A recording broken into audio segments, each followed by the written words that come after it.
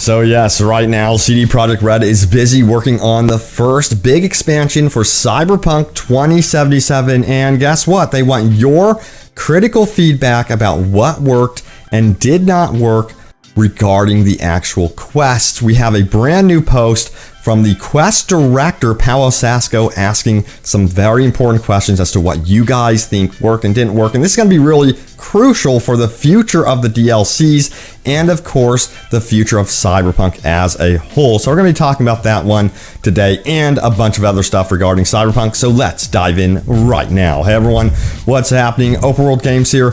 Hope you're doing good. And yes, welcome back to Night City. Let's dive into the news right now. So we have this post here from Paulo Sasco. He goes on to say this: currently working on a retrospective look at Cyberpunk quests for my team, going to analyze the reception of our players, the goals to improve, identify what worked well, what didn't, and why. Could you help write what Cyberpunk quest has really stayed with you? So yeah, by all means, sound off in the comments below. Now, he has more specific questions right here. He says, was it a character, a context, a story arc, maybe a specific theme, or one event that made it especially memorable? It can be also a mood, art, theme, unique gameplay sequence, an original idea. It would be great if you can include the names of the quests so I can identify them. So sound off once again. We're going to get into some actual feedback right here from the community as to what worked and didn't work. We have this post here from Magvadis, who says, Paulo Sasco's asked for feedback on Twitter. I don't have a Twitter, so here's a thread to reply.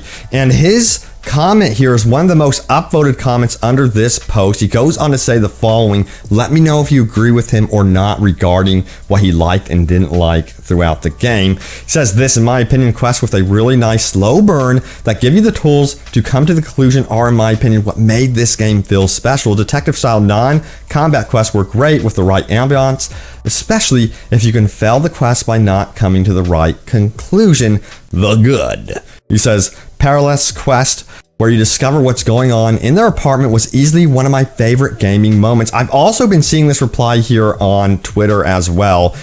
Detective V was the best V, and the optic system, the BDs, and Johnny's commentary all helped to make these missions stand out among the pack. I specifically loved the sequence of discovering the room and then being able to talk to his wife about it immediately after, and then the onion just keeps peeling back more layers.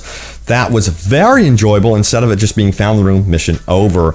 Now it says Parallels quest where you discover what's going on in their apartment. Oh yeah, I think this repeats accidentally. Anyway, moving on, it says overall more side content that is less kill and more a series of clues built up into a mystery. BDs should also be less goal-oriented, and side quests should feature BDs I can choose to use, but they don't give me the answer. I just watch and use the BD to find clues for myself, not the game just telling me what to garner, and characters like River saying that's X. I really enjoyed Brendan. He felt organic, and I like just stumbling on him and then getting sucked in slowly. I also like the variation in reply we were given. Barry as well, although not having him around after even if you got it right was disappointing. Having a neighbor would be nice light in the darkness of the dystopian universe I'm in. So that's what he likes. He likes the slow burn. I like the missions where you actually build up to a major event like the parade mission. I thought that was cool how there was a build up to that. But also we have Patrick K. Mills, who is a developer on Cyberpunk as well. He has some things to say about his quest designing in the game and how there's more, I guess you would say, of an open conclusion or no conclusion at all to some of these quests. Let me know if that irritates you or if you like a finite ending to a lot of your quest lines. So we have this post right here. It comes from Jorian. It says Patrick K. Mills, quest designer at CD Projekt RED, talked about Parallels quest line. So if we scroll down here, we can actually get to what he had to say right here. Check it out. He says, yeah, the Parallels stuff is mine, but you've seen most of that storyline now outside of the epilogue and some media stuff on TV. My goal for that one was to have V make a choice but not be around for the consequences. Story isn't over, but V part is. That's an interesting thing. We'll touch base on that in just a moment. Now it says, I know a lot of people really hate that the storyline doesn't have a bigger conclusion in the game, but I stand by it. bigger equals more definitive. Patrick says this: I also didn't want to let players crack open a conspiracy by themselves in a few hours. It's just a thing I don't like in games very much. There are clues all over the game about a grand conspiracy playing out in the background, but V isn't going to overturn it herself. So yeah, do you guys like how there wasn't really a finite conclusion, a definitive end to that quest line? I guess it is, you know, allows for open to interpretation and perhaps a follow-up in the future. But we have some replies here to this from the community. Punching Throat says, what a lazy way to explain why the game lacks depth. It's actually more immersive when you don't know everything like in real life. Like, yeah, bro, let me play an RPG adventure with little to no exploration or expansion on the world around us. Great idea. Give us a taste of what this game could have been rather than what it is. And then we have Glower Worm who says that's a bad take. IMCLL says, I know, right? Sadly, just another classic bad game design choice that people assumed there was more of when in reality nothing. This game was full of crap like that. What's that saying? Why does an ocean shallow as a puddle? So, you know, I always go back to one game that I think had excellent quests, especially when it came to like the side content, was Ghost of Tsushima. I thought they just nailed it. It had finite endings to it. There was still mystery, and they also had like quests that were more like horror type quests in there as well. You know, I personally like a game to have quests that tap into mood and tone, and there are a variety of quest designs. One is going to be more darker, there's going to be your lighthearted quest line, but I do like quests that are multi-part. That's my big thing. With Ghost of Tsushima, they nailed it. They were like 7 to 9 parts, and each part was pretty extensive and pretty lengthy, about 25-30 minutes per part, I believe, if I recall correctly. But I like that. That's my personal belief in designing quest lines, especially when it comes to side content. So again, you guys got to sound off what you like about the game, what you don't like regarding the quests, and what you think should be changed in that regard, especially when it comes to the open-ended stuff, when it comes to the conclusions. Now also, let's check in and see how Cyberpunk is performing overall on the Steam chart. So check this out right here. We have the numbers here. So 24-hour peak was 12,268, which is definitely a big difference from the all-time peak. But this number right here is super impressive. But as you can see here, we did have a jump, a little bit of a jump on September 26th recently of about 2,000 people. But today we are sitting at 10,000. So it's mellowing out around 10,000 as you can see right now. Then we have these interesting jumps here that go up about 3,000%, not percent, sorry, 3,000 players. But overall, we're in the green. We used to be in the red here, which was not good to see at all. So yeah, you know, I would say that it's a success that they have managed to flip this to the green. Let's see if these numbers can actually increase once we get into like free DLC and more news about the big expansions. I'm so curious, again, what happens with this game in the next 6 months, year, and 2 years, and so on. We shall see. Now, there's a petition going around to allow players to drive a certain beast. Check it out right here. This one comes from the Ninth Cloud, and he says, petition to let us drive this beast of a motor. Hell yeah, check it out right here. Imagine like actually customizing this thing. We're getting into more like Saints Row silliness for sure, but hey, I think they should allow it. Why not? Now, also, I did some digging on how people are reacting to Cyberpunk on Twitter, and overall right now, it seems like people are going through and celebrating the game. They're posting, you know, pictures, because this game is definitely photogenic. There's tons of awesome photography out there of Cyberpunk, but check this out right here. We have this take about the game. Emily says this: so I just finished Cyberpunk game. For a game I had no expectations for, a game I only started about 2 months ago, and I had minor glitches throughout. Pretty effing epic experience. Truly loved it, and the ending I got was just perfect.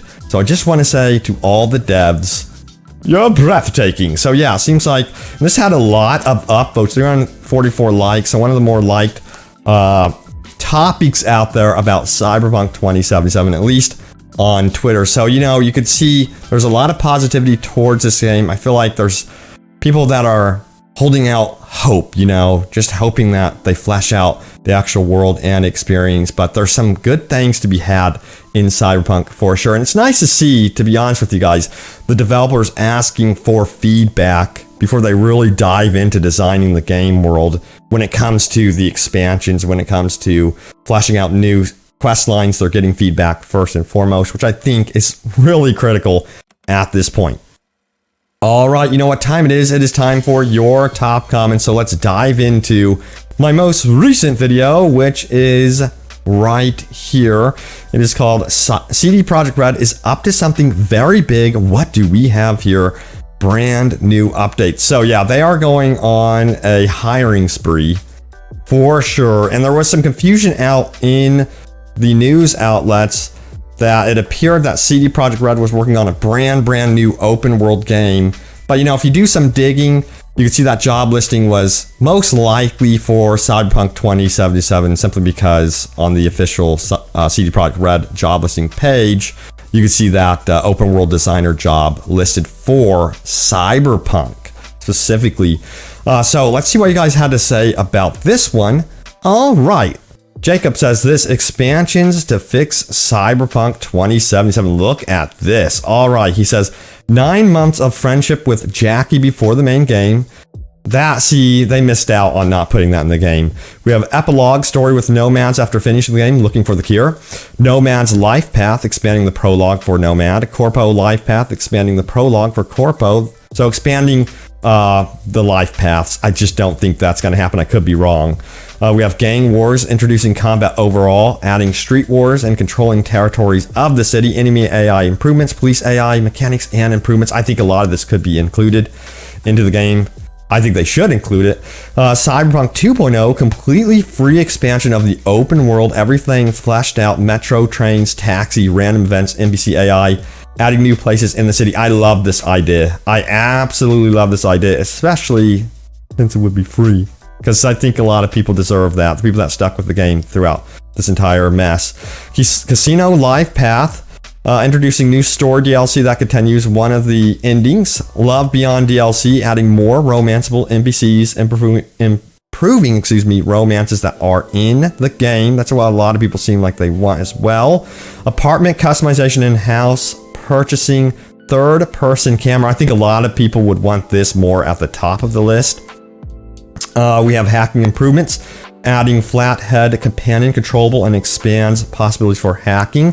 Ripper Dock expansion adds cutscenes when getting implants, and robotics adds new customizations for the character, and also introduces consequences when implementing too much tech into your body. Oh, that's a cool idea.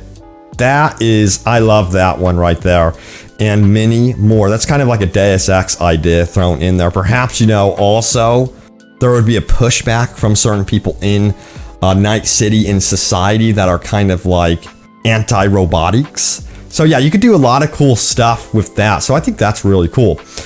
Superman Tay says the following. He says, I just want a DLC where Jackie and me build that friendship that I saw in the cutscenes. I hear this time and time again in the comments. I was gutted that they didn't go into more of this. I think it could have helped the game a lot.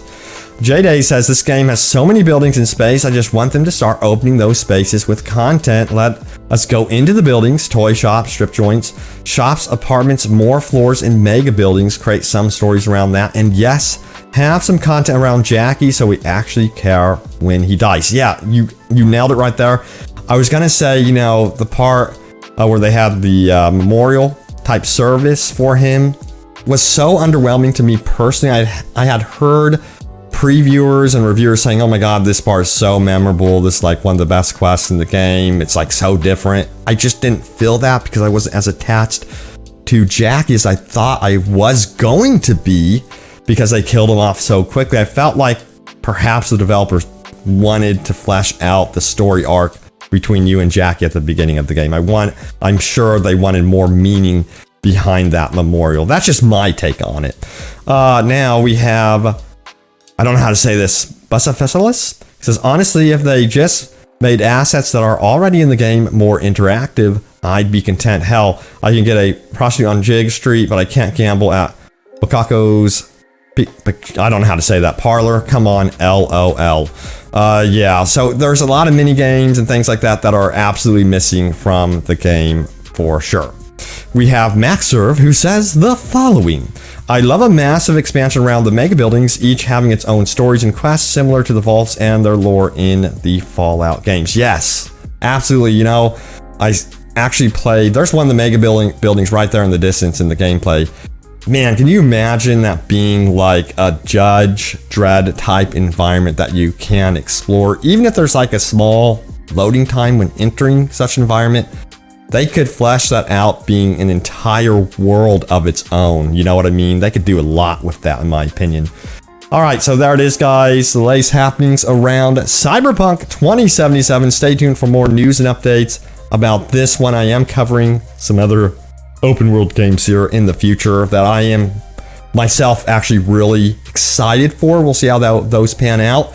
But yeah, look out for all of the videos here soon. But thank you for watching. Stay tuned for more. And I will see you all next time. Take care.